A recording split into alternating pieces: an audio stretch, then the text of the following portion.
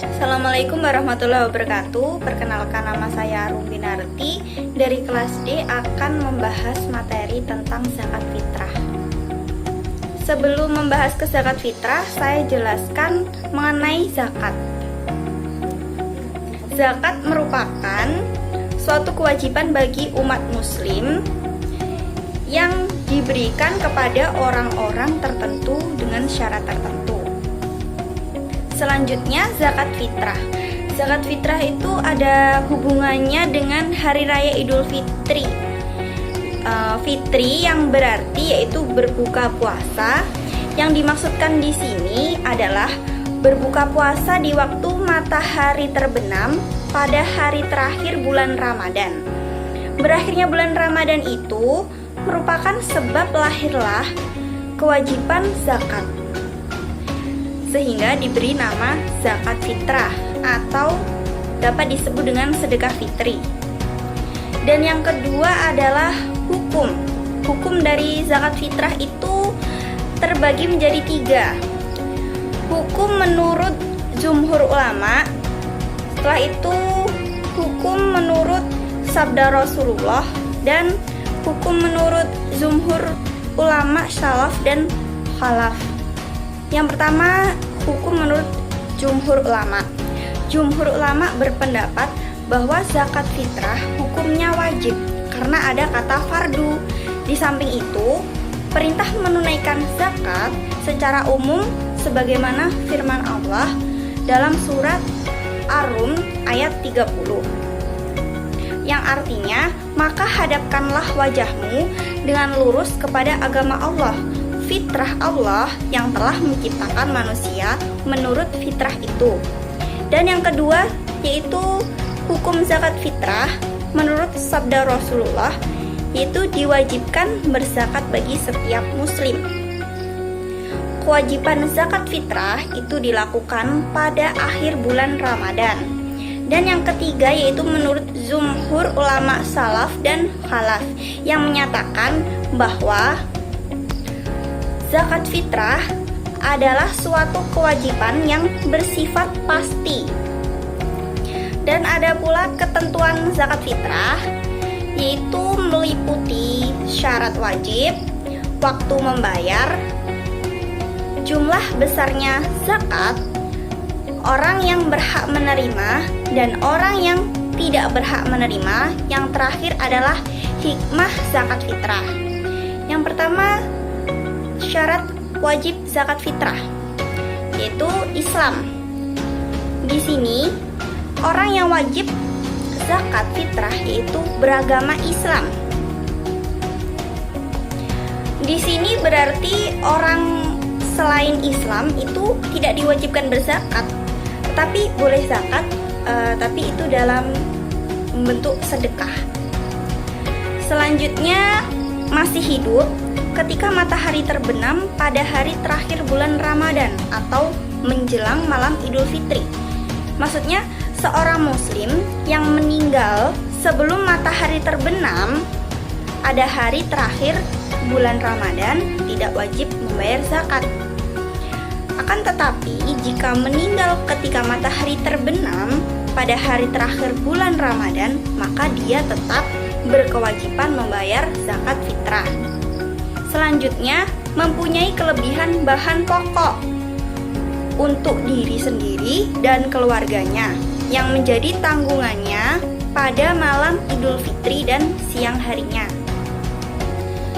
Orang-orang yang telah memenuhi syarat sebagaimana di atas wajib membayar zakat fitrah atas diri dan keluarga yang menjadi tanggungannya, meliputi anak-anaknya, istrinya, orang tuanya, dan semua anggota keluarga yang menjadi tanggungannya.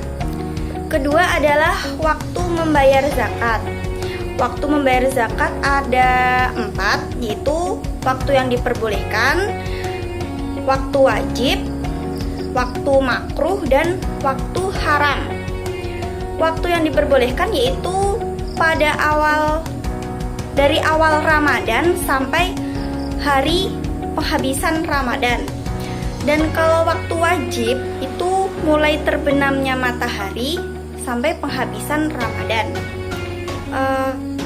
Waktu yang lebih baik atau yang sunnah itu yaitu dibayar sesudah salat subuh sebelum pergi sholat hari raya.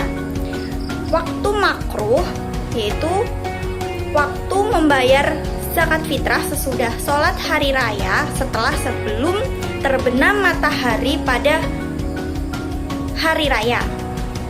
Dan waktu haram yaitu dibayar sesudah terbenam matahari pada hari raya. Selanjutnya yaitu jumlah besarnya zakat fitrah.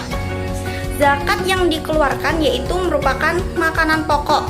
Di Indonesia itu pada umumnya beras dan uang. Pada zaman sekarang itu kebanyakan orang yang membayar zakat dengan uang karena sebagai pengganti beras. Karena menurutnya mungkin simple dengan membayar zakat dengan uang itu. Besarnya kadar yang wajib dibagi setiap individu dalam zakat fitrah yaitu jika berwujud beras yaitu 2,5 kilo dan dapat diganti dengan uang sebesar satuan zakat fitrah yaitu 2,5 kilo itu. Semisal 1 kilo ada 1 kilo beras itu harganya 5.000. Kalau 2,5 kilo berarti yaitu 5.000 dikali 4 dulu. 5.000 dikali 4 20. Setelah itu yang setengahnya itu setengahnya 5.000 berarti 22.500. 2,5 kilo itu disamakan dengan 1 sak. 1 sak menurut ijma setara dengan 4 mud beras, itu kurang lebih 0,6 kg. Dan selanjutnya orang yang berhak menerima zakat itu ada 8 yaitu fuqara, masakin, amil, mu'alaf, rikab, gharim, fisabilillah dan ibnu sabil. Fuqara yaitu mereka yang punya harta sedikit kurang dari 1 nisab atau mereka yang terdesak kebutuhan ekonominya tetapi tetap menjaga diri dan tidak mau meminta-minta. Masakin itu adalah orang atau sekelompok orang yang meminta-minta karena mereka memang tidak punya apa-apa dan lemah dibanding dengan orang-orang fakir. Selanjutnya Amil itu orang yang bekerja memungut zakat ataupun membagi-bagikan zakat. Selanjutnya mu'alaf yaitu orang yang baru masuk Islam yaitu berhak menerima zakat. Selanjutnya riqab yaitu budak yang berstatus mukatab. Maksudnya di sini mereka diberi bagian zakat untuk mengentaskan mereka dari sistem perbudakan. Selanjutnya gharim yaitu orang yang punya hutang untuk keperluannya sendiri dan dana dari zakat diberikan untuk membebaskan dari hutang mereka. Fisabilillah yaitu pejuang di jalan Allah. Jumhur ahli fikih berpendapat maksudnya fisabilillah adalah para pahlawan sukarela dalam perjuangannya. Yang terakhir yaitu ibnu sabil yaitu orang yang melakukan perjalanan jauh atau disebut musafir. Selanjutnya orang yang tidak berhak menerima zakat yaitu orang kaya yang harta atau kaya dengan usaha dan penghasilan. Yang kedua, orang dalam tanggungan yang berzakat. Artinya, orang yang berzakat tidak boleh memberikan zakatnya kepada orang yang dalam tanggungannya dengan nama fakir atau miskin, sedangkan mereka mendapat nafkah yang mencukupi. Selanjutnya orang yang tidak beragama Islam. Yang terakhir adalah hikmah zakat fitrah. Hikmah zakat fitrah diantaranya perwujudan syukur atas harta yang dititipkan kepada seseorang. Yang kedua, menghilangkan sifat kebatilan. Yang selanjutnya menolong orang yang lemah dan susah agar dia dapat menunaikan kewajiban terhadap Allah. Selanjutnya membersihkan diri dari sifat kikir. Dan terakhir, sebagai ucapan syukur dan nikmat kekayaan yang diberikan kepadanya. Sekian penjelasan dari saya. Ada kurang lebihnya, saya mohon maaf. Semoga ilmu yang saya berikan ini bermanfaat bagi kita semua. Wassalamualaikum warahmatullahi wabarakatuh.